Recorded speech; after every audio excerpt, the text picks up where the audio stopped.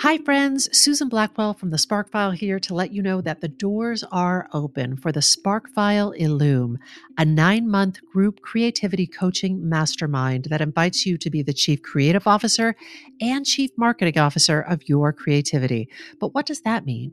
That means in 9 months in Illume, you will clarify and advance your big creative goals and learn how to effectively share your work with the world. Now, if you're listening to this and you're an experienced creative or an accomplished professional who seeks a space where it is safe to attempt something you've never tried before, or complete a big creative project, or take your work to the next level and acquire the skills needed to share your creative work with the world, Illume might be right for you.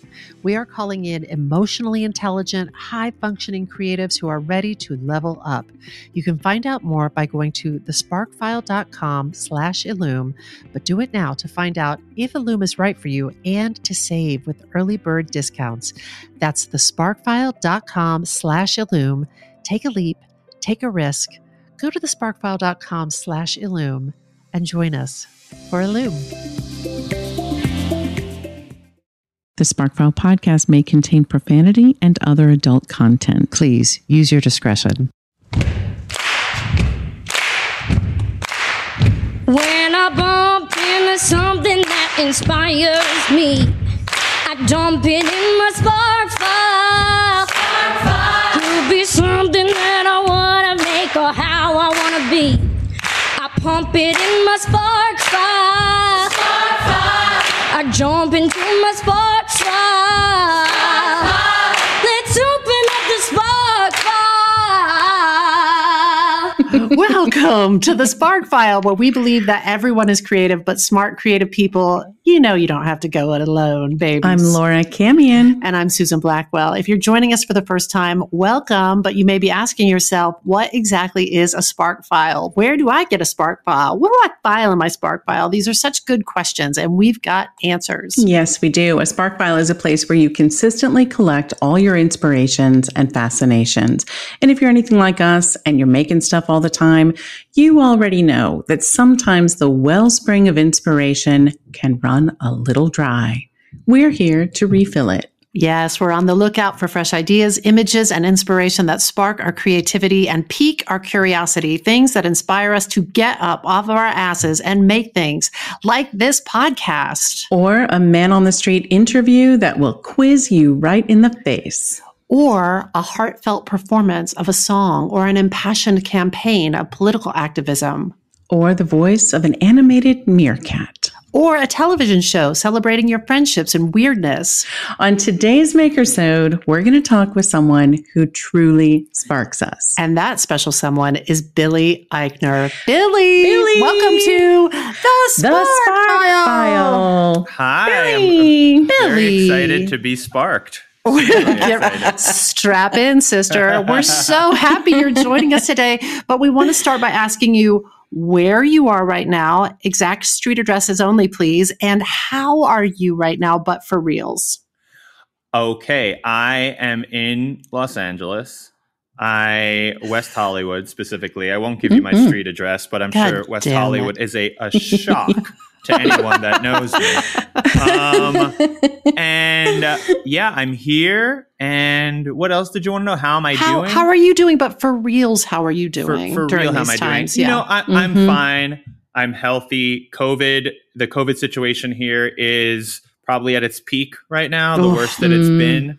We had it fairly easy early on when New York and other parts of the country were really struggling. And now it's our turn, unfortunately. But I'm lucky, very, very lucky. I'm healthy and I'm just trying to stay safe and, work and as much as I can. And, what else can you do? That's pretty much it.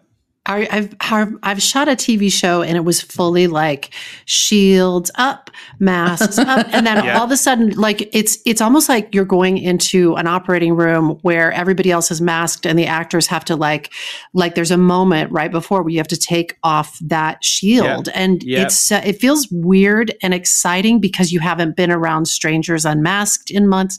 How's it been for you? Yeah, I've done a handful of TV projects, just like a few days here, a few days there since the summer.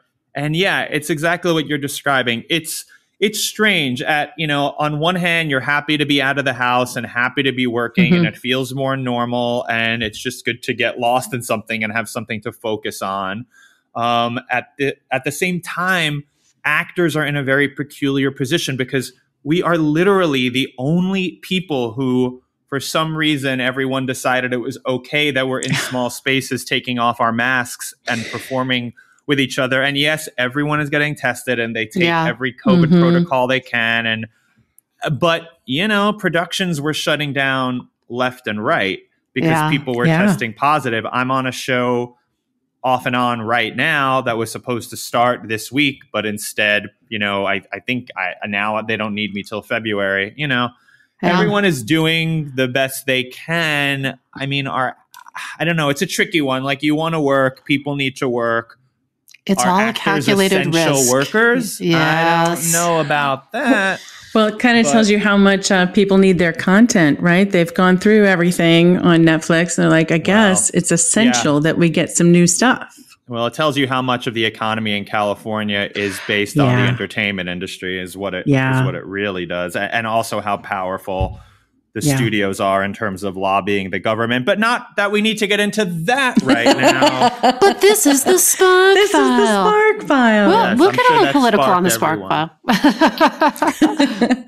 All right, then. I think it's time for the Spark File price of admission. Billy, real quick, can you tell us a creative risk that you've recently taken? Yeah. Obviously, it's been an unusual year. So it's not like I've been performing all the time. But I did a cool thing, which I was very nervous about and which definitely felt risky to me. I don't know if it's the riskiest thing anyone's ever done, but it felt risky to me. One of the few things I was able to shoot this year was I was part of Mariah Carey's Christmas spectacular on Apple. All right. God, you and your new bestie, Mariah Carey. I know, Jeez, yes. Louise. She's really lovely and great, and she's a blast, and she was very nice. I feel like she really pursued your friendship. Yes, Hey, we really. Can you blame her? Yeah, I mean, exactly. I don't blame her. She's got good taste, but I was like, God damn, Billy Eichner. I know it is funny. Yeah, I mean, it's so unexpected. But she did Billy on the Street last year. She's a big fan of Billy on the Street. And then I was surprised out of nowhere when things were a little quieter COVID wise, like back in September. Yeah. She asked me if I would be part of her Christmas special, and which was very exciting and super fun and just silly. And it was the perfect thing to do because, it wasn't like a very serious, project, but it was big and it was fun. And Mariah's a blast. But anyway, as part of promoting that, I did the James Corden Show as a guest. And they asked me what I wanted to do. And I had an idea that I would sing. And part of that came from the fact that people don't know, but when I started out, literally as a child, the first thing I did that got me on stage before I even thought about acting or comedy was the fact that I could sing really well as a kid. And then when I that's what I did as a kid. I just thought I would do Broadway. I was obsessed with Broadway. I grew up in New York, so I saw a ton of shows, plays, musicals. And then I went to Northwestern and I was in the musical theater program there. And then, life took a turn. I went down the comedy lane, and that's kind of what, got me my break, I guess you could say. And then last year I did a voice in the Lion King remake, and I was supposed to go on Corden and sing from the Lion King for that. But things got too crazy. There was so much press around that movie, and I was very nervous about singing. I wanted it to go well because, people are so snarky. And if the minute you try something new, you have to really do it well. So I didn't have time at that point to practice the song. Because you were just running around doing press junkets and you couldn't prepare properly. Exactly.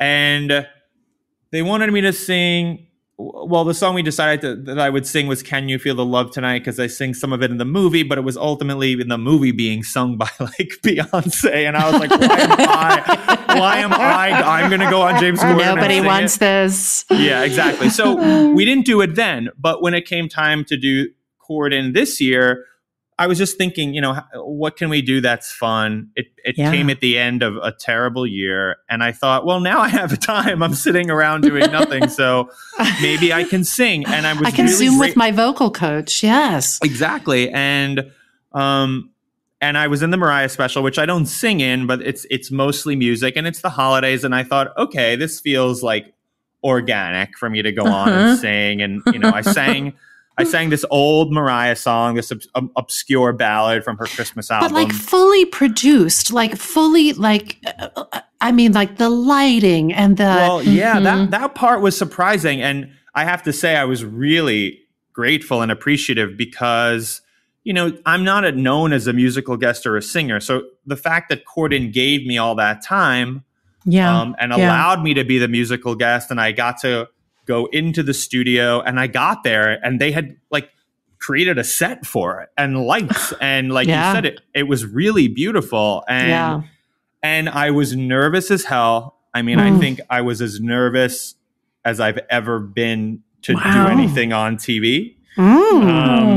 Because it's singing, it's yes, of course. Who are you talking to? Of course. Yes, of course. And people don't know that you sing. I'm singing a friggin' Mariah Carey song. She's like the greatest singer in the world. So there was any number of things I could be worried about, but I decided to do it because ultimately I really wanted to. And I actually realized that. I realized that sentence you just said. I love it. You did it because you wanted to do it. I love that. Sorry, thanks. Go forward. No. I'll wrap this up. But when I was doing The Lion King, recording it, I got to go into the studio and record the songs. And that was the first time I've ever sung professionally. And I had a couple of songs. And I wasn't, when they hired me for Lion King, Jon Favreau, the director, he didn't even know I could sing. They were hiring me to play Timon just because they wanted someone funny. Were they going to have somebody else sing your part or just do it comically? They auto-tune you. Were they gonna... exactly. They didn't feel... Seth Rogen played Pumbaa. He's like notoriously not a singer, and singing is not, something that comes terribly natural to him. So they hired us because they thought we would be a funny pair, and they didn't think that Timon and Pumbaa, you can talk through Hakuna Matata, you can get away with it. And so, but that's then how I do it. Yeah, exactly. That's it. But then I went in and did it, and honestly, just the experience of recording in the studio I was just shocked because I loved it so much. You just took to it. And I remembered, oh, wait, this is the thing that I wanted to do. Yes. And do you think you'll do more of it? Like, I'm so curious. Has this like opened up a little part of you that's like, not much came out of me singing in The Lion King because, you're looking at a meerkat singing. You're not seeing my face. That's right. Unless you were a friend of mine who were really focused on it. The people thought, oh, yeah, he can carry a tune. But again, that's not a big that meerkat can really fucking sing. Exactly. That's what they thought. Get me that meerkat on the phone. I was like, why are you making me lower in the mix? Wait, you want people to hear Beyonce singing? Oh, okay. But when I did Corden, you could see my face. And I'm really singing in a more legitimate, non-charactery way. Too legit. Yeah. I want to shout out to James Corden and his team because I love what you said about it felt like a risk for you, but it also felt like he and his team were fully supporting you. Like you had this, I don't know, this whole cushion around you, like a net of safety that's here, we're going to build this around you. You will not, there's no way you'll fail. We've got you. And off you go. That was extremely We're going to swaddle you in red lights. Yes. It was very flattering lighting. So we all appreciate that. And it was just great. And we put a clip like everything else the night it aired. It airs at 1:30 in the morning. I don't know who's watching, but of course it's the next day when the clip goes online. That's right. And people in what is usually a very, very snarky social media world, especially when someone is trying something new, people were so nice about it. And so good. And I got such a great reaction, and from strangers, from followers, from my own agents and managers and things, like all, because they just like, never hey, knew. you could really sing. Yeah, exactly. We'll talk about for some singing. Can I ask you a real specific question? Yeah. Because you just said it's one of the most nervous making things you've ever done on television. How did you, in the moments leading up to it, in the moment right before, how were you managing your nervousness? For those of us who struggle with such things, what did you do about it? I don't have any particular process.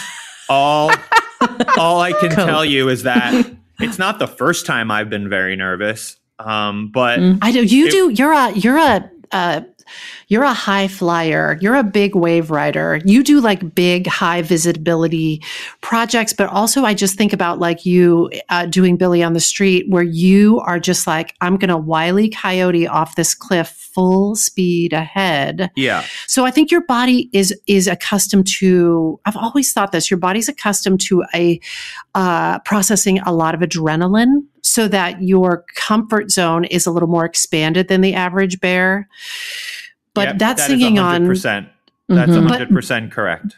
But I still think this thing that you did singing on James Corden, and I don't think I'm making this up. Like when I was watching the interview before the song and you were like, you were fully like, I'm nervous. That actually is a technique to be able to just acknowledge it in a very human, authentic way is an approach. But I also was like, oh, Billy really is nervous. Like I was like, you're legit nervous. And I just wondered, like in the moments before they were like, okay, we're back from commercial in 5, 4, I'm getting nervous just talking about it. Like, were you just like, I'm going to take a breath and I'm going to let it, like what went through your mind? Well, here's what I had on my side. Number one, they let me do the song twice in a row because it wasn't awesome. It wasn't live. Corden is obviously recorded the same day. So I think that's typical for them. They let the musical guests do it twice and they pick the best take. So I knew and here's the other thing. This was a weird COVID thing, which would not have normally been the case, but there was no studio audience because of COVID. Of course. It was just me, a couple of camera guys who were like off in the dark. I could barely see them because it was like all that red lighting and they made it very moody and dark. The band was there, Reggie Watts, who's the band leader, and the band was sitting there, but they're off to the side. They're all in COVID masks. So it's not like I could even see their faces. There are producers watching, but they're in monitors in separate rooms. So you're having a private moment, essentially. It felt very... Corden is off to the side, but I can't... He's not in my line of vision.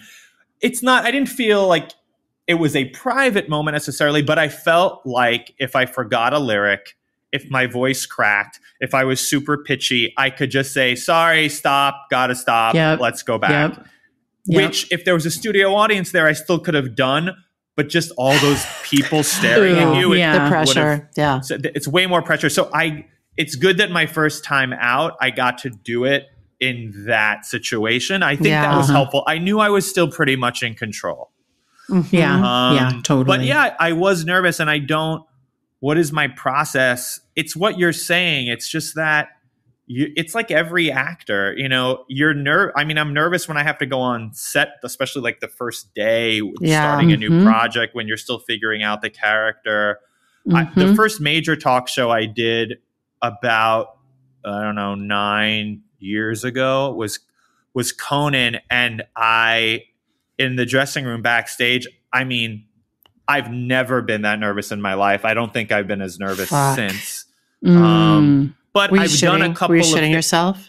Yeah, pretty much. Yeah. And then I looked over, I brought my friend Jamie, my old friend of mine, Jamie Salka, who you probably That's helpful. know. That's helpful. And Jamie came, but I thought it would be helpful. But then I look over in the dressing room and Jamie is literally sitting crouched on the floor in the corner. And I said, what is wrong with you? And he said, I'm fine. And I said, oh no. Jamie? And then I went out and I did my guest spot and it went fine. Was Jamie having a panic attack? What the fuck? Jamie said to me, I've never been more nervous for you in my whole life. Gross. Jamie, that's not helpful. You're there for the stability. No, I have heard people say when something like that happens, when a dynamic like that occurs, sometimes the person in your position, Billy, in taking care of Jamie, a lot of your nerves can shed because you're like, oh, I'm going to make sure that Jamie doesn't pass out on that's interesting. in the green room. Yeah. But what can you do? You know, you're a performer. You're always half petrified and saying, why the hell am I doing this? I should have done something else. Like, you know it's so funny to hear you say that though, Billy, because you seem like somebody who, again, you're somebody who I admire so much for your swinging for the fences, big wave riding. Like you just seem fearless, but it sounds like you're going through a version of what I'm going through, or Laura's going through, or the listeners are going through, which is just that, like, why the fuck did I agree to do this? Of course. Are you kidding me? I mean, no, I mean, I'm a human. Like, you just get nervous, but there's also underneath the nervousness is a feeling that I can do this. I'm prepared. There you go. And that's the equation. I know what I'm doing. And if it doesn't go well, it'll suck for a few days, but that will pass too. You know, you'll survive. You'll survive. It's going to be fine. Like, people have bombed on talk shows before and still had a career, you know, like things like that. I love that equation. Campia knows I'm obsessed with it. This feels like hell right now, but I know I can do this. Or this is sucking balls for me in this exact moment, but I think it's going to get fun in a second. Stuff like that is helpful to me. Or I'll be happy when it's over and people watch it and like it.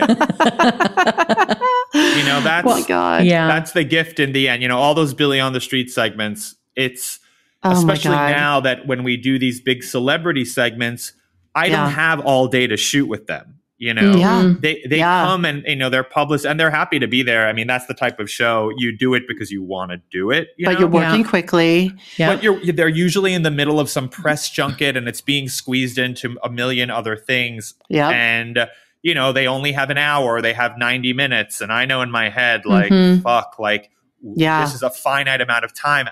I can't control what the people are going to say on the street. Things need to happen magically in this short amount of time. And that makes me so nervous. And then on top of it, I worry about, is the celebrity okay? Are they having a good time? Have they twisted their ankle? Yes. Are they nervous? Like, blah, blah, blah. Because Billy on the Street is such a weird thing to do. So, you know, so I get nervous, but then I think, you know, all right, well, come what may, in 2 hours, it'll be over. And that'll be that. That's so interesting. Like what you just described is like, you've got your own nervousness and then potentially a celebrity who is nervous about like, oh my God, am I going to be able to come up with something funny and clever in the moment? There's so much pressure because the show is always funny and clever. And what if I, you know, crap out in my moment? You know, I just think like that's a lot for you to handle all at once. Yeah, no, it definitely is. I've obviously been doing it for years now. And I've done it with some really big, intimidating people. So if I can get through that, I know it's going to be fine. You know. And at this point, the show is a bit of a known quantity for the celebrity who's showing up because they've at least seen it. It's not in the early days, they would show up and say, what are we doing? What the fuck are we doing? Yeah, exactly. And at least I don't have to deal with that anymore. But what you do deal with is the expectation of it being funny. You know? Okay, before we go any further, I just want to say you are officially admitted into the Spark File. That was a hell of a price of admission. Oh my God, that was only one question. Are we done? That was it. That was it. It is not a wrap. For people who don't know you, how do you identify creatively? When people ask you, what do you do? How do you answer? It's always some long-winded answer of... which I'm sure you're shocked about. But how much time do you have? I think, you know, I say actor, comedian, writer, or something like that. sometimes that didn't take that long. No, it's true. I mean, I'm not the only one doing that, but I like to say actor because that is what I started off doing. And it sounds classy. And it sounds classy. And it also, it kind of, you know, that sort of describes everything in a nutshell because, or, you know, really I'm a performer, you know, I've always really liked that word. Billy on the Street is not acting, but I'm also not being myself. Yeah. So it's really a performance, you know, that's really what it is, you know, which combines a bunch of different elements of improv and acting to a certain degree because I am in character, and writing too, because, you know, we have to think of those bits and the questions and all that. But, you know, I'm so curious, none of those singular words seem to encapsulate all that you do because you like you said, I didn't want to say it, but I that's what we're here for. That's what we're here for. We'll be the one to say that's not a big enough word. Bread. That container is not big enough for all that you do because you do write, you produce, you sing, and you're extremely politically active. So we're curious now, like, having heard you say that you started singing when you were young and then you started as an actor, was there a moment when you started to expand your own, I guess, your imagination of like what could be possible to you, what you could use your skills and talents for? Because it seems so broad and big and juicy now. Well, in a way, I'm working backwards, strangely enough. Because my break, if you know, I don't know what other word to use. It was a slow burn. It was certainly not an overnight thing. But Billy on the Street is what brought attention to me, and it's what made me a some sort of name. It also made me financially stable. It did a lot of things. However, I didn't say when I was 10 years old or 15 or 25 or 30, I'm so glad I'm screaming at people on the street for a living. This is exactly what I thought it would happen. Spot on. That's just one of those weird things that it happened. You know, it was a segment, as you know, Susan, it was a segment in a live show I was doing in Manhattan going back to 2000. Talk about that. Talk about Creation Nation. Like, how did you make that? Well, Creation Nation was a live show that I did. We called it a live talk show, though it was really more of a hybrid of a talk show, sketch show, and variety show. Yeah. And I hosted it and did most of the heavy lifting. And my best friend in real life, the actor Robin Lord Taylor, he was my sidekick, my straight man, quote unquote. And I ended up, that's really where I discovered that I could really write for myself. Oh, yeah. And where that came out of desperation. And like so many before me, I was just toiling away in New York, couldn't get arrested, was doing random shit with my friends here and there. Yep. And I went to some open call one day with my equity card for some regional production of God only knows what. And I got up at you had to get up at 5 o'clock in the morning to get a spot and then have to come back like 6 hours later to actually sing or whatever you were going to do. And I did that for a couple of years. I never got anywhere. I think maybe I got one call back one time. Never booked anything. I've never in my life, honest to God, I don't think since college I've gotten a part from an audition. I swear to God. You made the work yourself. You did it yourself. I made it myself, and then people saw it and just said, let's put him in this thing. I mean, that's what it is. And so anyway, so I looked around at this long line of actors in New York, and I said, this cannot be the answer for me because this is not going well for me. And I think that I'm talented, but this just... I've got to come up with something more clever than just sitting in a line of 1,000 people. I can't just be one of 1,000 people. Yeah.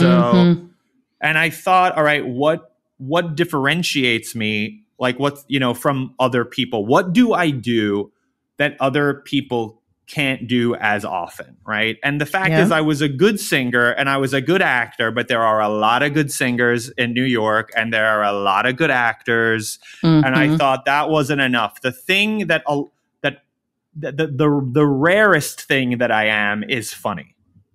And I should go where the funny people go and see what they're doing and put myself in that box because I think that that's where I'm like the most special, I think. And so I took, and I've always, I don't want to say I loved school, but I was always a good student. So classes were good for me. So I took classes. I took this insane stand-up comedy class that I saw an ad for in Backstage.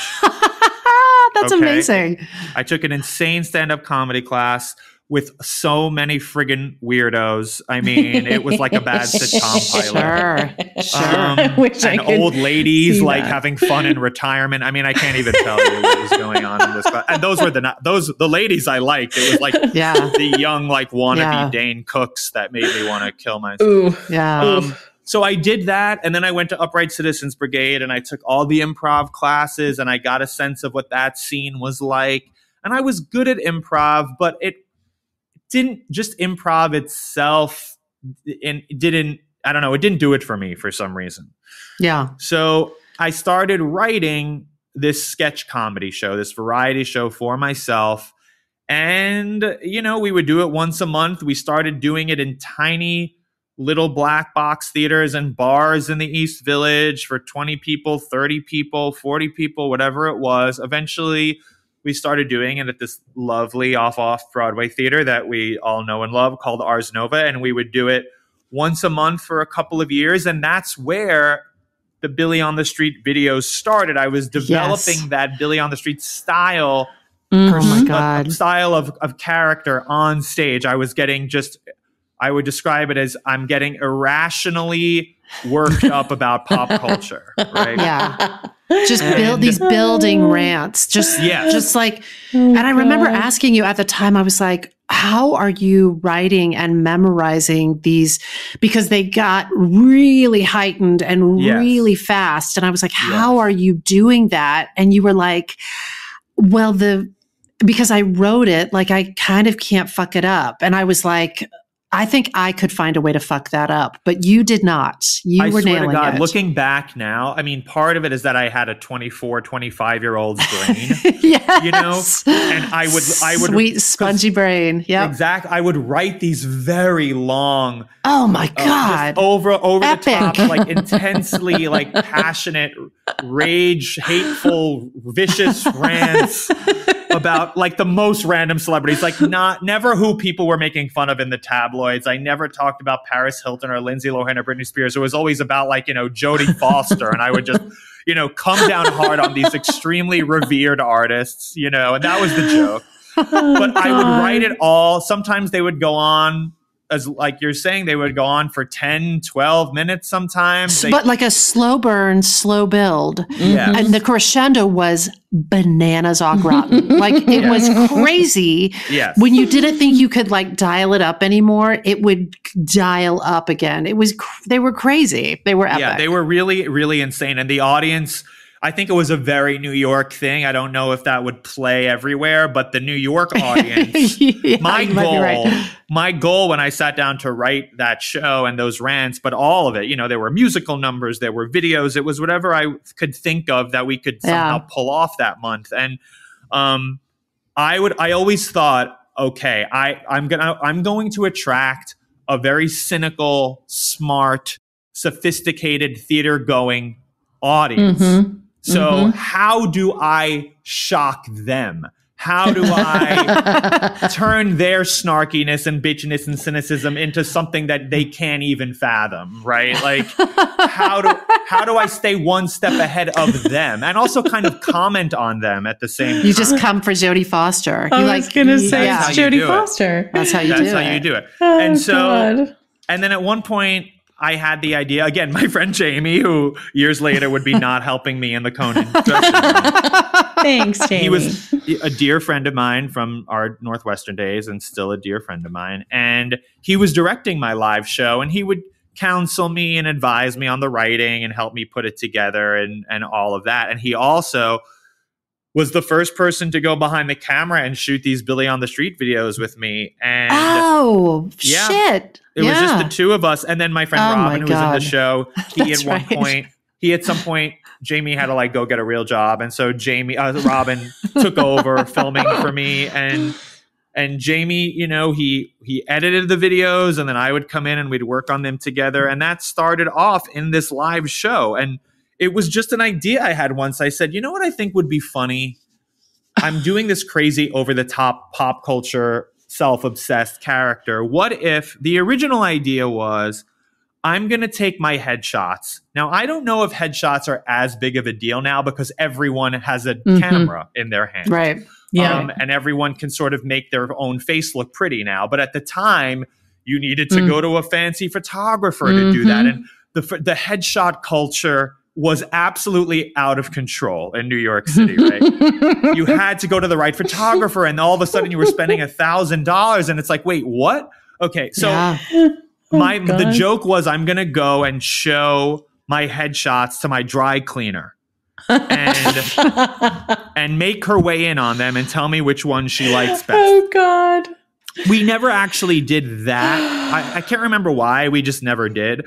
But what that evolved into was, I'm going to run out on the street, and New Yorkers who are walking around with blinders on to get wherever they need to go, I am going to break that invisible wall, and I'm going to force someone to talk to me about the Oscars that week or whatever. I think now, because we've seen season after season of Billy on the Street, we just go, oh yeah, of course. But I cannot understate to you, gentle listeners, how shocking it was to see those videos like for the first, second, and third time, because we knew that you had to go and do that in order to get that footage. That's right. Talk about shitting your pants. Like, to me, that would be enormously risky. Do you remember the first time that you did it, that you really went for it, what that was like? Vividly. We went we went and we shot in Washington Square Park, and in the beginning, and if you look, they're still on YouTube, my early grainiest videos. Like,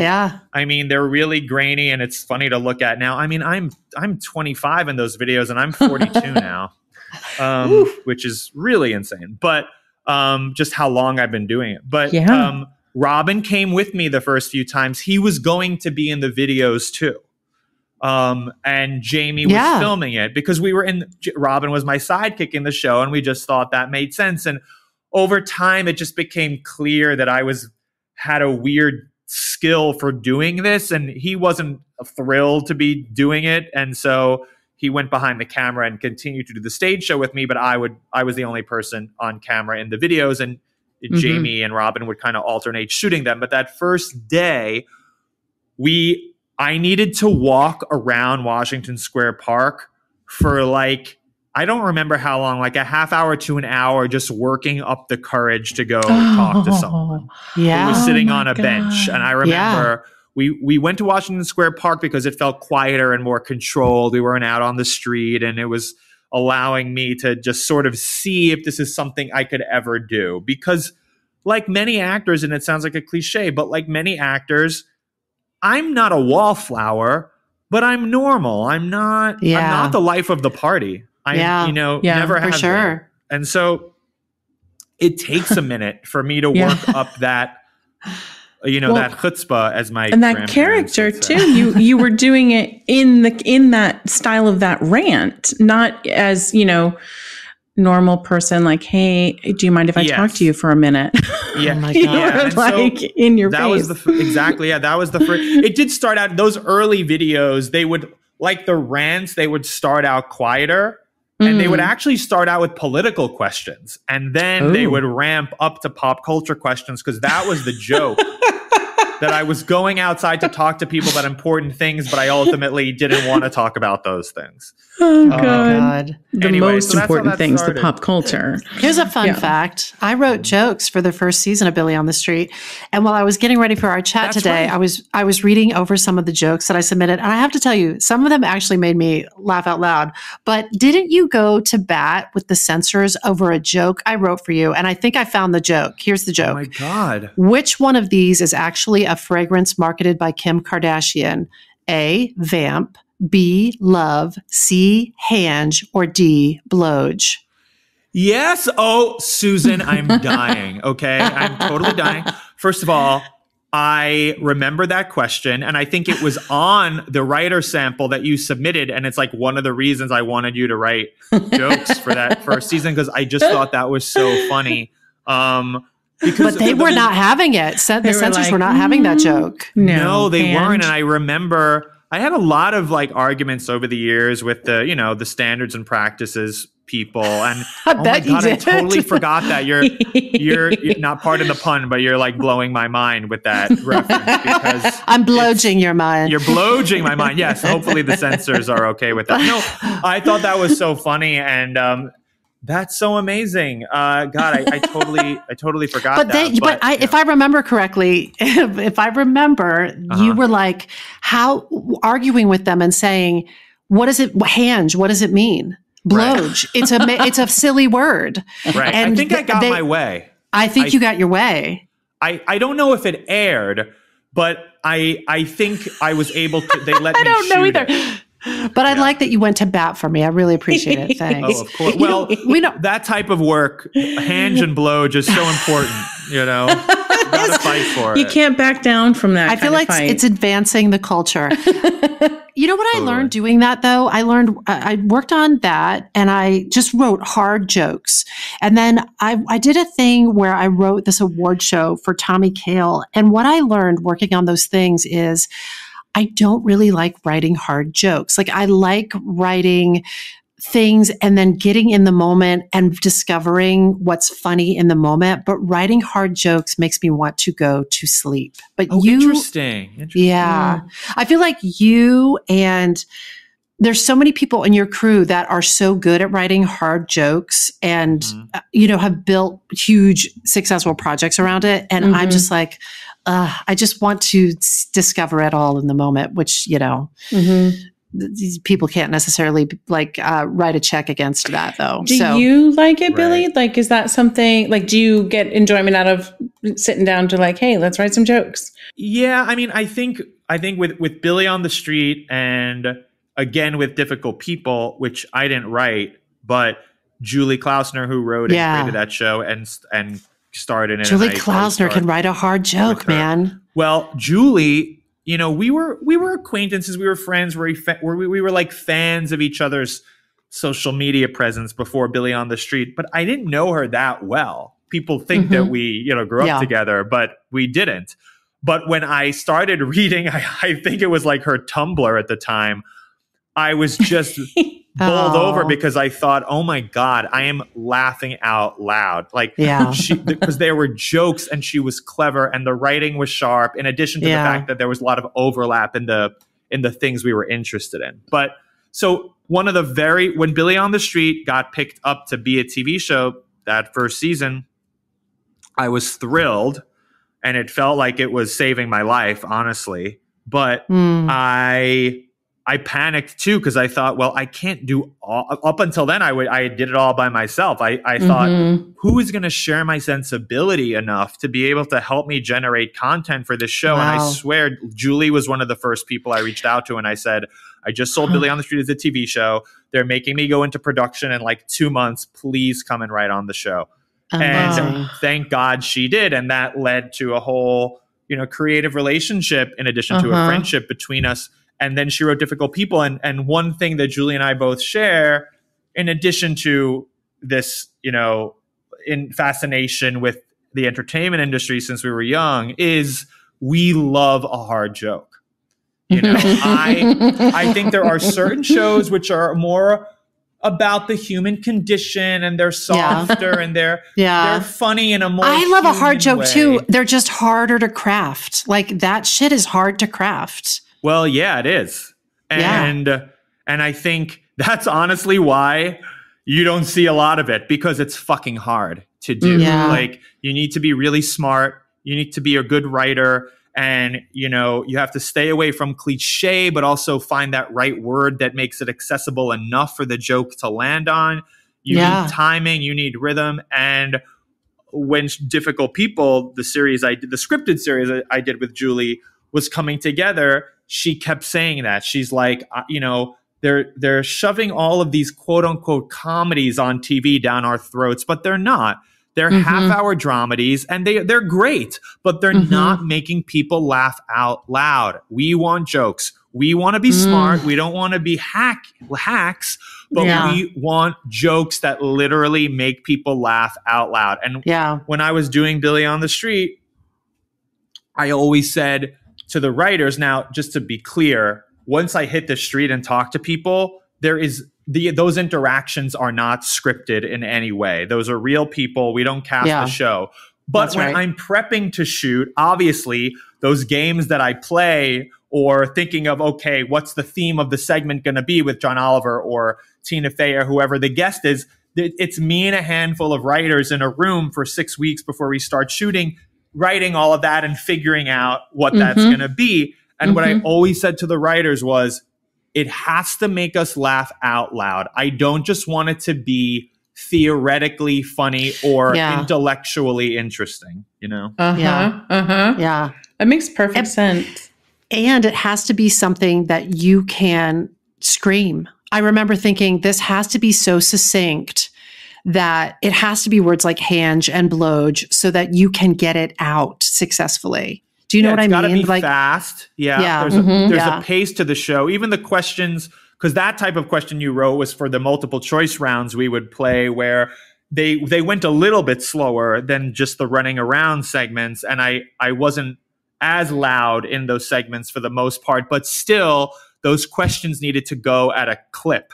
Yeah. You know, even as I was just saying it, I started subconsciously like snapping my fingers, because that's just like the pace it needed to go at. And then when we were thinking of things, you know, occasionally the writers and I would see a headline or something like on Deadline or some entertainment industry blog or some entertainment magazine, some little phrase or something. And we would say, oh my God, how funny would it be if you just, you know, I'm just going to run up to a random person and just say this phrase and just see what happens.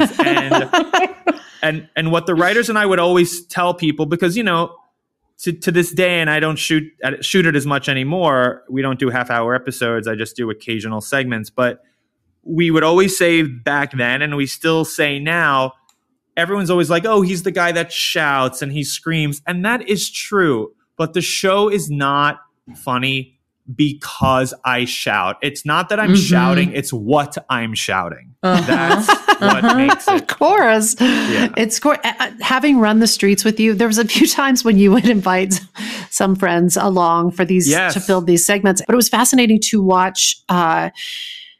Number one, it looked exhausting. If I'm honest, it looked like you were it was almost like fishing, and you would know if you started to peel towards somebody and you were like, not going to work. Like you were just working so intuitively, and your mouth and your brain and your intuition were all working together. And I was just like, it was a thing of beauty to behold, honestly. Oh, that's nice. It was like improv at its highest pitch and level. It was crazy. It was thinking of you like as an athlete, leave it all on the court too. Camion, leave it all on the court. That's exactly it. It was athletic. You nailed it. That's it. Well, it was amazing. That's very nice of you to say. Well, again, in segments like the ones that we had sometimes what Susan's describing is that occasionally, you know, I would have friends of mine or our actors that I knew join me in the bit, not the people I'm going up to on the street and talking to, but it would be we were like Yes, characters. we were. One time we were like the embodiment of an online, like just like we had pitchforks and lanterns, and it was as if when the internet comes for you, you wanted to embody it. Right. So we were all in time costume, when like villagers. Yeah. I did a thing called the bro lightning round, and I dressed up like a bro and totally changed my persona.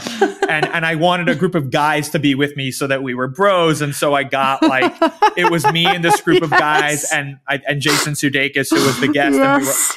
Yes. And sometimes we had actors join me for those types of things. And for those segments, again, where there's like a group of actors doing a bit with me where I know I only have them for a finite amount of time, or when there's a celebrity who I only know I have for a finite amount of time, I have to give it, no matter how tired I am, I have to give 150% for those 2 hours, or else I'm fucked.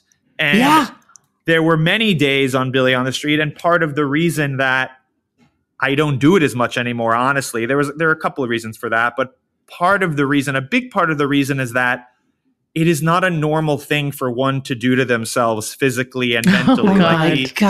What it takes out of me, I literally we would shoot, I don't know, 5-6 hours. You had to like get into an ice bath. I would go home. I'm not exaggerating. And by the way, I'm not complaining because it's also the greatest thing that ever happened to me. Yeah, that's true. I can feel that. Yeah. I would go home and I would pass out. That's it. Pass out for hours and then get up. And at like 10 p.m. or something, after napping for a few hours, like prep for the next day. Oh, man. Ooh. So we're not kids anymore, Billy. That shows exactly that show is just it's uniquely challenging. It just is. Yeah. But as you said, also uniquely rewarding. Absolutely. And I doubt there's nothing else like it. There's nothing else like it. Yeah. I doubt you'd do it as long without feeling those rewards and the benefits and the joys of it. Yeah. We did a segment last year with Chris Evans, and hot. He is extremely hot and extremely nice, and he shot with me again, for a couple of hours, and at the end he was a big fan of the show, which is why he did it. And we were friendly, but he'd never seen me shoot the show. He'd never been with me while I was shooting, obviously. And he looked at me at the end and he just sort of patted me on the back and he said, "Fuck, you are working hard." Yes. Shit. Chris Evans knows what's what. Yes. Chris like, Evans got eyes. This is hard. And I was like, oh my God, Captain America is telling me game I have a physically demanding job. He's saving the world when he goes on set. He knows a little something about hard work. Yeah. I think people can't believe it sometimes when they actually come and see me do it. They're like, how the hell are you doing this? I think that's what I'm trying to describe, what it's like, and how it was fascinating. It was like you were going fishing, and you were like, I'm going, and we would be like, okay, he's going for it. Cammy, and to your point, it was almost like watching you take a run at what do they call that in track and field cams when you jump javelin over throw? The high jump? Like a pole vault or a high jump where it's like, he's going to go, and he's going. Like it was, and there were times when you also would take a run for it and you were like, nope. And you would sort of like, off. Yep. Backing it was off. Fascinating. Fascinating. And my poor camera guys, who are the greatest camera people ever. The greatest crew going. They have these big cameras on their shoulders. You had a wired mic too. It's and my mic too. My sound guy Kevin, and he's running down the street with a boom, and they can't fuck up because if they don't capture what happens, they don't get the fucking shot. That's right. Then it was wasted. Sometimes they are running down the street backwards to get the shot of me running forwards. It's a high stakes game. It's a high stakes game. And then the PAs, the producers have to get people to sign releases on all of it. So it was really heightened. It was really something. But when it comes together, it's goddamn magic because there really is nothing else like it. And you capture some of the greatest. Your performance is great and surprising, even surprising to you. And the people of New York that you capture it's just like, it's amazing. It's just amazing. Delightful. white is what it is. But also seems tiring as fuck, and I don't blame you for like go be a talking, singing meerkat. Yes, thank you. Appreciate Get that Manny. Yes. Okay. All right. So I'm going to shift gears. We try not to fangirl out too much on this show, but Susan and I just give over both to it. Really fucking love Friends from College.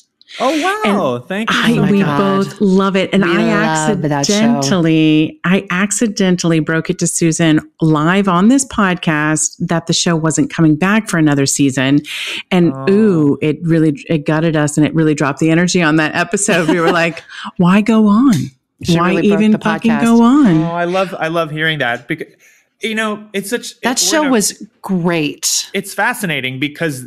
That show, the first season it came out, and I wasn't a regular on that show. I was recurring, although they put me in it more the second season. But I ended up there a lot. And it came out and it got legitimately probably the worst reviews any show has gotten in the past 10 years. I mean, it wasn't just Is that true?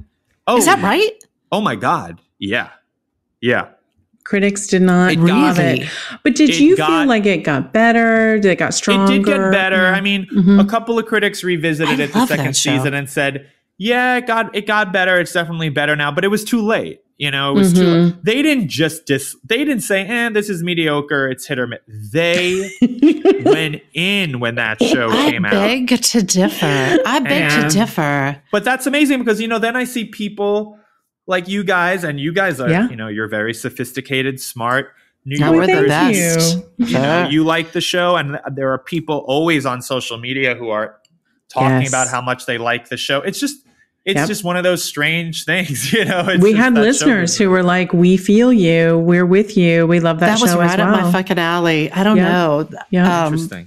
Tell us what it was like to work on, and also, can you tell us a story about Fred Savage? Yeah, just tell us about Fred Savage. Just something.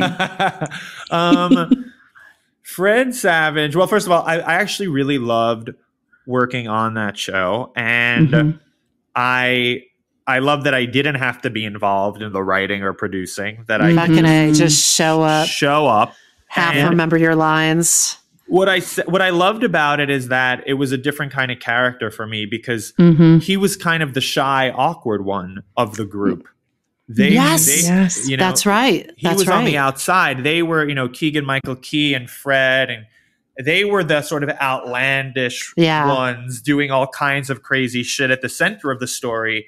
And I was on the outside feeling a little bit more shy and awkward and vulnerable, being the one of them that did not, wasn't part of their college group of friends. But now with Fred Savage, who was as my husband, we get married at the end of it.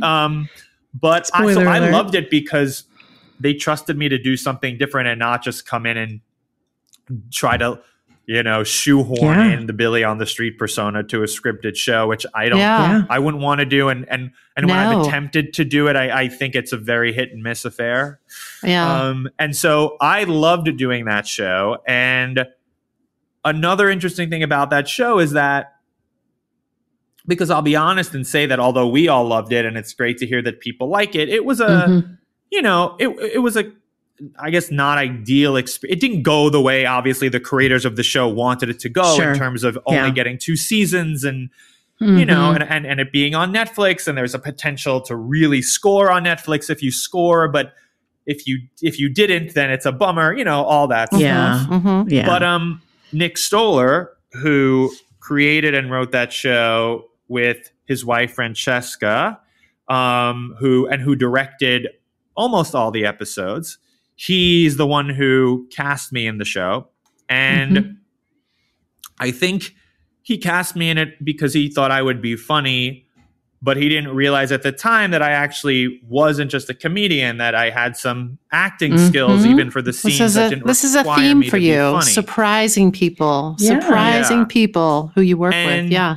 And what's really amazing is that after Friends from College was over, Nick Stoller, who for people who don't know, has a long career writing and producing and directing big studio comedies. He wrote and directed Forgetting Sarah Marshall, and he directed Neighbors, and he's just done a ton of things. He works with Judd Apatow a lot as his producer, and they go way back. So coming off of this kind of strange experience with friends from college, Nick emailed me and said, hey, I really liked working with you. I want my next movie to be a rom-com, but I'm interested in doing it about a gay couple. Whoop, whoop. Yes. And he said, but I'm not gay, so I can't write it by myself. He was like, you want to write it with me and you'll star in it and I'll direct it. Oh my God. Is that happening?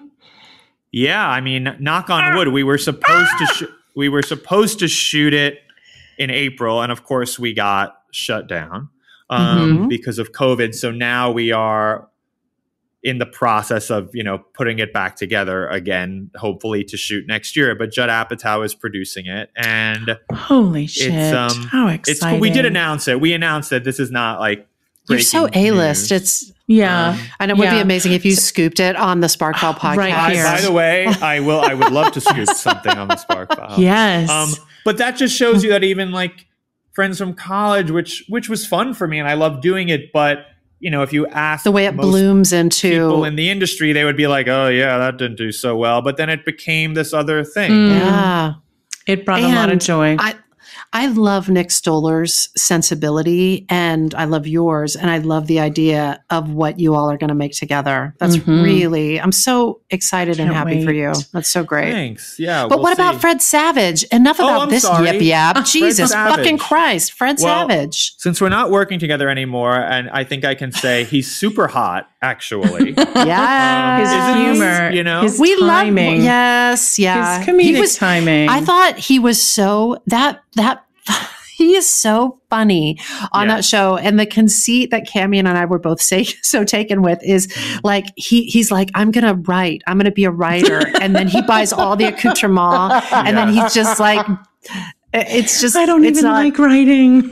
And I have to say, he's so lovely. He's so funny. Just has a ton of energy, is a doll to be around. And of course, I grew up watching Wonder Years, and there were moments when we first started shooting the show, and we were playing boyfriends who eventually get married. So occasionally, like, we would kiss or something, and I just kept thinking, I am kissing Kevin Arnold. This is the yes.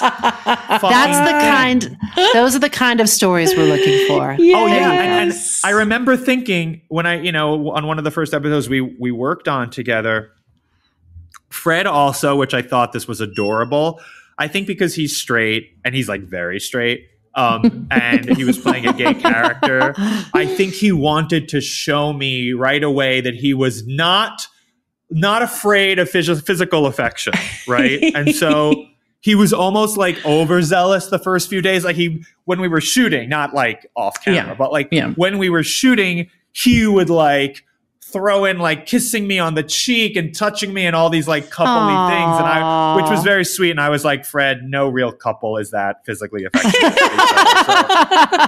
I get it. But I am magnetic, and I get it. I get it, Fred Savage. He has a line on that show that I'm sure Nick Stoller wrote, which I think it's vampires with cancer. They live forever, they die forever. That I think is one of the funniest fucking jokes. So fucking funny. Yeah, that is. God damn, hilarious. There was some really funny shit on that show. Like, anyway, I won't go into it, but it's on Netflix if people want to check it out. But what I was going to say is, there was a moment when I thought, oh my God, if you had told me when I was 10, watching the Wonder Years with my parents, if you had told me one day, if someone had come from the future and said, one day you're going to be gay. Your mouth is going to be on that. You are going to be playing a gay couple and kissing Fred Savage. Oh my God. Blown your little mind. Oh, it's That's insane. That's the stuff that dreams are made of. So okay, good. Billy, this is where we get really real. There's a topic we're obsessed with. I couldn't even say it with a straight face. There is a topic that seriously. This is true. This is actually true. For reals. We are obsessed with talking about and understanding like how people process creative failure or perceived creative failure. Right. Have you ever felt like you failed at something? And can you tell us like how you faced it, how you processed it?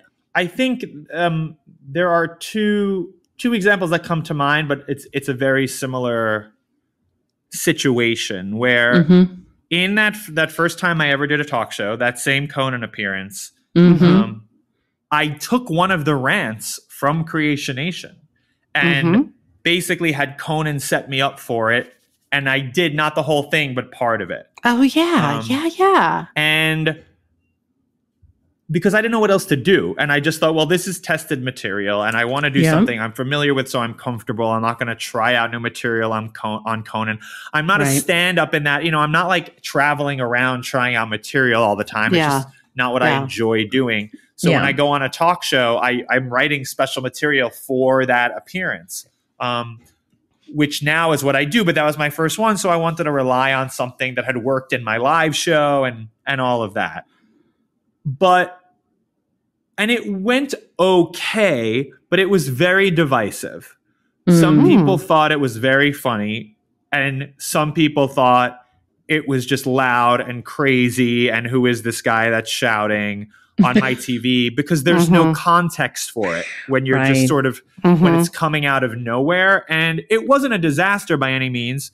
In fact, the Conan Show called me the next day and said, hey, you were great. Do you want to go do some on the street segments for us? Oh, yeah. Which I did. And I went to the Super Bowl and I made one with Madonna and a lot of amazing things came out of that. And those are actually some of my favorite Billy on the Street segments that I made for Conan. But that first appearance, I was glad that they weren't alienated by it. But I really wanted it to be a home run. And instead it was divisive. Similarly, and more significantly, I would say, the first major role I did in a scripted show, other than, beyond Billy on the Street, was on Parks and Rec. And Parks and Rec, all the writers and Mike Schur, who's a genius, who created Parks and Rec and produced The Office and made The Good Place and is just an all-around television genius. He DM'd me on Twitter one day and said, hey, I think we have a part for you on Parks and Rec. And that's how that happened, and which, of course, I was completely in shock. I thought it was going to be for an episode or two. And then I stuck around for the final two seasons that they did. So again, they liked what I did, but the character that they had me doing was essentially a version of Billy on the Street. There was a lot of shouting. Pretty much every line they wanted me to shout. It's the way that it was written, and I would do it during the table reads, and it would kill. And it just for that show, which up until that point, the beauty of Parks and Rec is that it was by network sitcom standards. Remember, this is pre-Netflix, Hulu. This is pre-getting things getting a bit more sophisticated. So at that time, and still when you watch Parks and Rec, it feels like a very elegant show. They do some silly things, of course, but it's gentle. It's not explosive. And so I think that they loved the curveball of me coming in and bringing that Billy on the Street explosive energy to a show that typically did not have that energy. I think the writers and the producers were really excited about experimenting with that. And again, like the Conan appearance, of course, I said yes to it because I had never, to just enter the world of scripted television on a show that was an already established hit with Amy Poehler and all these actors that I love. It's a brilliant show. Of course, I said yes. And at the time, I didn't feel like I had enough. I just, I wanted to do what they wanted me to do. I wasn't going to speak up. And to be honest, I didn't know how it would work myself because I had never tried putting that persona in a scripted environment. And again, like the Conan appearance, it was very divisive. And to this day, you can go on social media any day because Parks and Rec is still a very, very popular show on streaming. And you will find people who literally say, Craig Middlebrooks, who was my character, is the funniest thing that ever happened on that show and is like my favorite supporting character ever on the show and is my favorite part of the final few seasons. And you'll see a lot of that. And you will also see a lot of why did you ruin Parks and Rec? What the hell? Are you reading this shit, Billy? Do you read all this shit? Absolutely. Yeah. Oh, Billy, God, Absolutely. how do you drink the poison? That is so. Because I can handle it. And I think that I'm not, look, that's the world we're living in. And I'm not saying it should necessarily affect your creative choices or your professional choices, what some like unsophisticated dope on Twitter thinks about you. Absolutely not. But I think it's interesting. I can compartmentalize it. And, there you go. know, on some level, yes, we're actors and we're artists and that's wonderful, but we're also products. That's just what the business is. And it's kind of just like sort of seeing what the customers think. And it's okay if not everyone loves you. It's market research. Do you like ruminate on it at all though? Or do you like almost instantly compartmentalize it? Or does it like live in your brain for a bit? Here's the thing with that experience and that role specifically is that if the character was going to keep going, which was not what I initially thought. And I was flattered and shocked beyond all comprehension that they wanted me to stay on the show. You know, my first day shooting Parks and Rec, I didn't know where the cameras were. I didn't know that there were takes where the camera wasn't on you. I swear to God, I didn't know anything. I was so green about scripted television. Right.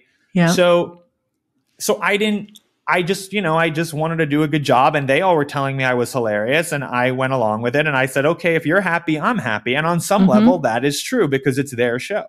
But as time went on, I was watching the show and regardless of whether people were loving it or hating it, I was thinking to myself, this isn't working for me. Like after, because I'm just shouting. Billy on the Street is different. It's not just shouting. There's context for it. Again, it's not that I'm shouting, it's what I'm shouting about. And it just works on Billy on the Street. It works in its natural habitat. Like that's where it is. It's the volume on the streets of New York makes sense. That whole show is so chaotic and crazy, but to sit in an office in the middle of Indiana and start shouting, why would they keep that guy around? It just didn't make a ton of sense to me after a certain amount of time. And so Mike, after my first season, invited me back to do the final season. And I did call him and say, number one, I love you and appreciate you. And I'm so grateful. And you're a genius.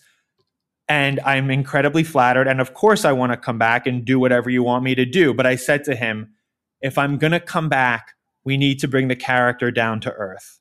We need to humanize him a little bit because I just think it's getting a little silly at this point.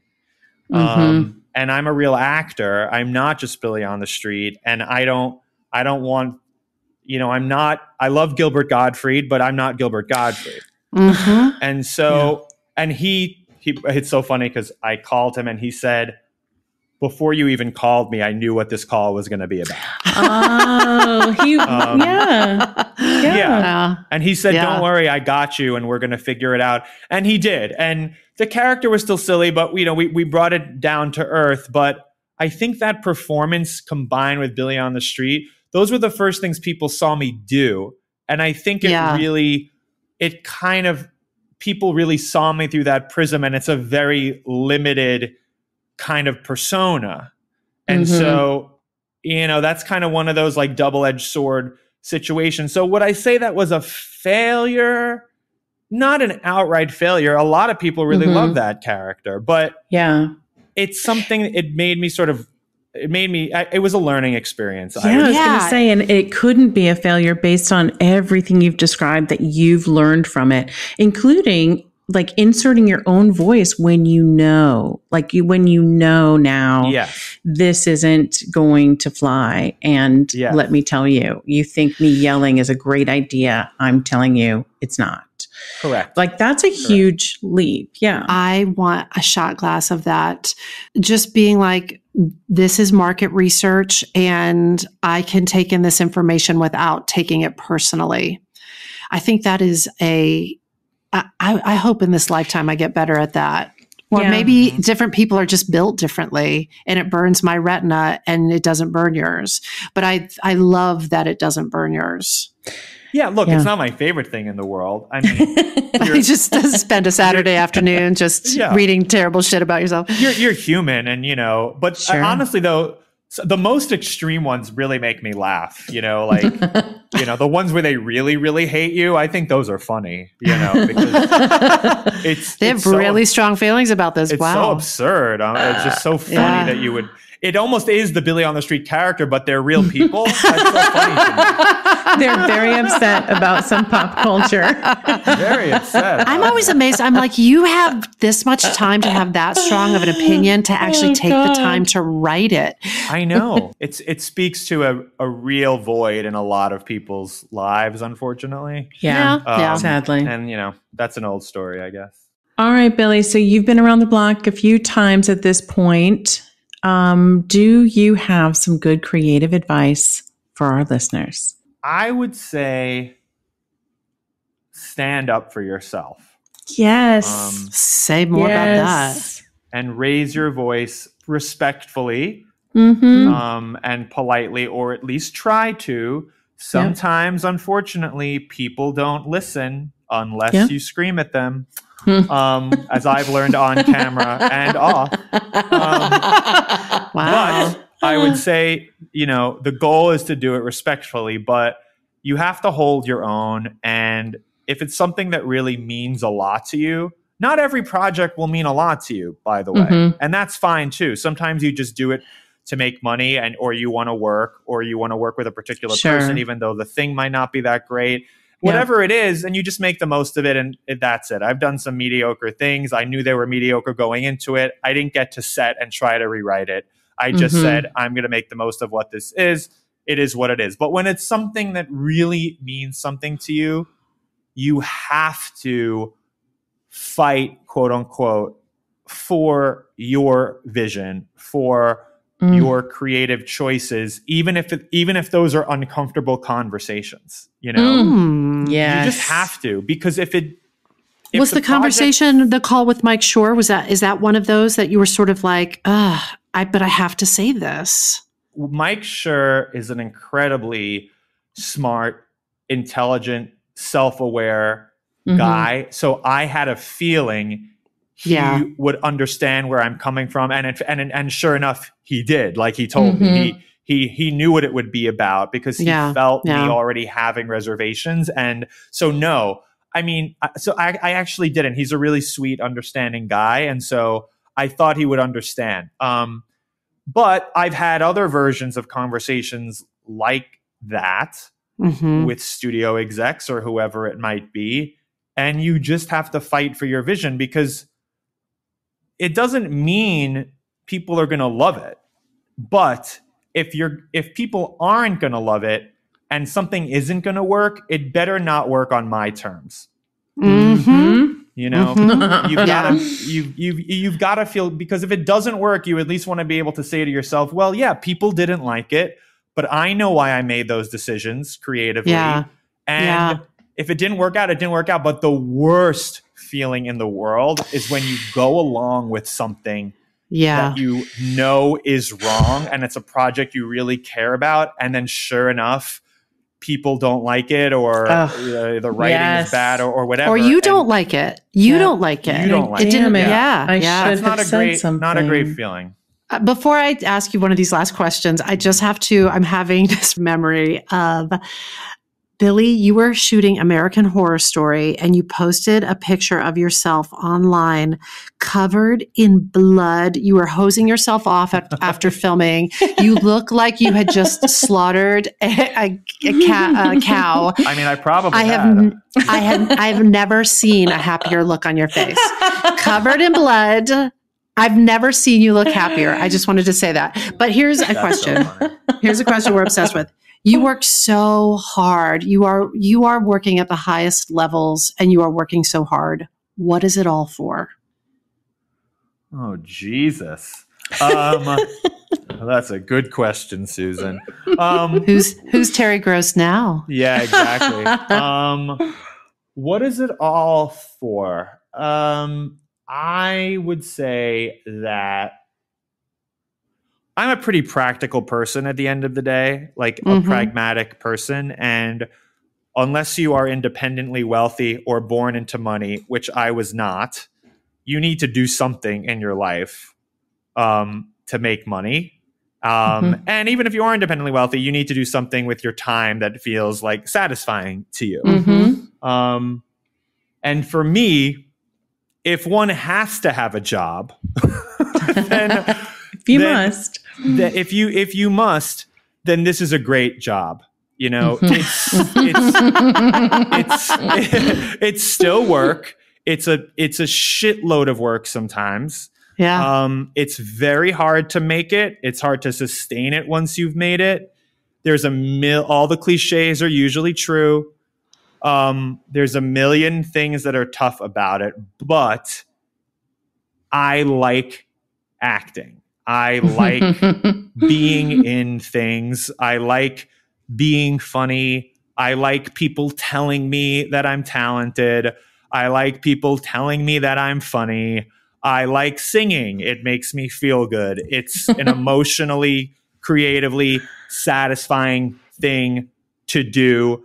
If you're lucky and occasionally you'll get to work with your friends. You know, you get to work with other people that you like and you find smart and funny, and you're on set and you're exhausted and you really need a nap, but they're still really funny people and you're making money doing this, and it's a fucking miracle that you're able to do it. And so what was your question? I don't even remember. What's it all for? Yeah, it's all for that. It's all for that. It's all for that. But it's like having some meaningful hard work in your life. Yeah. And the miracle of those adventures. I do like it. It's I know what the pieces of art, whether it's a movie or a song or a concert or a Broadway show, one particular performer or something, I know how much the ones that I've loved have contributed to my life, right? Yeah. It's a very, very, very big part of my life. Yep. Yeah. And as a fan. And so if something I occasionally do has that effect on someone else, and I'm not sure it does all the time, but maybe once in a while, then I think that's cool. There's something cool about that to me. And again, I'd rather not work. But since I have to, it's nice to have a job where a lot of strangers are like, "We love you." I'm like, "Wow, that's nice." And I got paid. This is amazing. Yeah. That's amazing. Good answer. It's a good answer. Yeah. All right. Finally, Billy, what or who, I should say, is sparking you these days? You got anything good?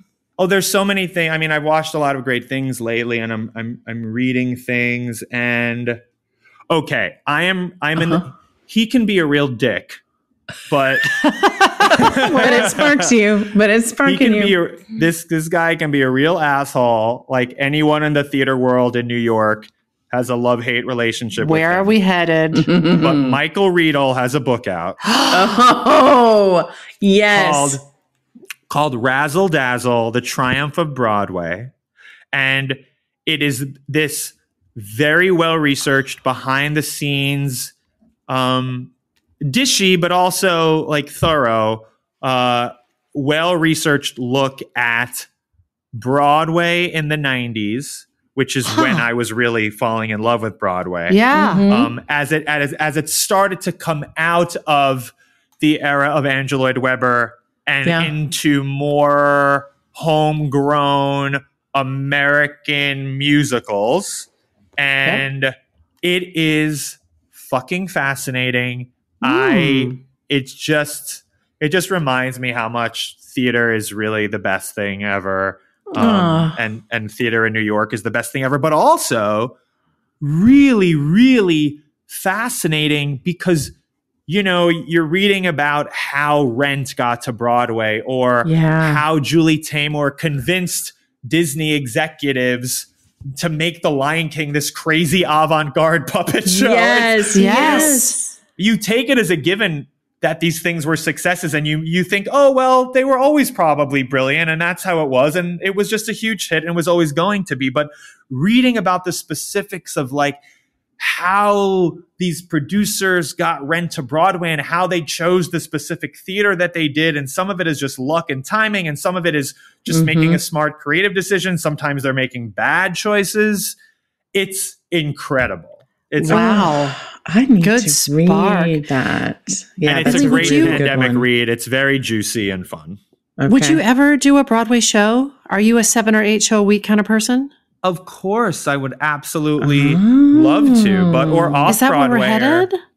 I mean, I hope so. At some point, 8 shows a week is, as you know, that is really, really tough. Especially in a musical where you're singing. Yeah. And so as you would know, so I think I absolutely want to do it. And I'm just kind of waiting for something that I love so much that I want to do it 8 times a week. You know? Would you ever write something? Sure. But question mark. Writing a musical, that is a long process. It is. I was just curious. Just curious. Well, I look forward to You're writing a rom-com seeing. now. That's right. Could be I next am, on and the it has list. taken. I mean, COVID extended it another, over a year. But even so, it would have been like a 4-year process. Now it's going to be like a 5 or 6 year process. These things take time. Scripts Things are of so quality hard take time. Yeah. They really do. But put it in the pipeline. Put it in your pipe and smoke it. If anyone has any ideas, let me know. Yes. Yeah, How about you I make love that movie, you make the gay rom-com, and then you make the musical based on the movie, and you star in it on Broadway. Boom. There you go. There's your spark. Wow. Ooh, we got it all worked out. I'm ready. Someone write the songs and I'll be there. Careful what you ask for. If you're listening, composer. I'll be way too old by then. It'll have to be about an elderly gay man finding love for the first time. I mean, I'll take it. Oh, God. I mean, I'll do whatever, to be honest. There you go. At that point. Exactly. Just happy to be alive. Billy, thank you so much for joining us. This has been a blast. Oh, thank you guys. Thanks for having me. So that's it. This episode of The Spark File was made on Muncie, Lenape, and Seminole land, and we hope it put another bunch of sparks in your file. Listen, if there is a spark you'd like us to explore, or if you've taken a spark and fanned it into a creative flame and you'd like to share that, we hope you'll email us at thesparkfile@gmail.com or submit it through our website, thesparkfile.com. We'll even happily take your feedback, but you know the price of admission. First, you have to share a creative risk that you've taken recently. And be sure to subscribe to this podcast wherever you get your podcast. You can subscribe, you can rate it, you can 5-star review it. If you like this podcast, share it with your people you love. But if you didn't like it, I don't know, Billy, what do you say to your critics? Fuck them. Yes. You do. Yeah. That's exactly what you say. That's it. Fuck 'em. Well played. Well played. If something tickles your fancy and gets your creative juices flowing, we're writing you a forever permission slip to make that thing that's been knocking at your door. It's your turn to take a spark and fan it into a flame. You got to take it And make it. Thank you, Billy. Thank you, Billy. Thank you guys. Thanks so much. Tell your critics go fuck themselves. Fuck 'em. Exactly. When I bump into something that inspires me, I dump it in my spark file. Could be something that I wanna make or how I wanna be. I pump it in my spark file. I jump into my spark file. Let's open up the spark file. Hi Hi, friends. Susan Blackwell from the Spark File here to let you know that the doors are open for the Spark File Illume, a 9-month group creativity coaching mastermind that invites you to be the chief creative officer and chief marketing officer of your creativity. But what does that mean? That means in 9 months in Illume, you will clarify and advance your big creative goals and learn how to effectively share your work with the world. Now, if you're listening to this and you're an experienced creative or an accomplished professional who seeks a space where it is safe to attempt something you've never tried before, or complete a big creative project, or take your work to the next level and acquire the skills needed to share your creative work with the world, Illume might be right for you. We are calling in emotionally intelligent, high-functioning creatives who are ready to level up. You can find out more by going to thesparkfile.com/Illume, but do it now to find out if Illume is right for you and to save with early bird discounts. That's thesparkfile.com/Illume. Take a leap, take a risk. Go to thesparkfile.com/Illume and join us for Illume.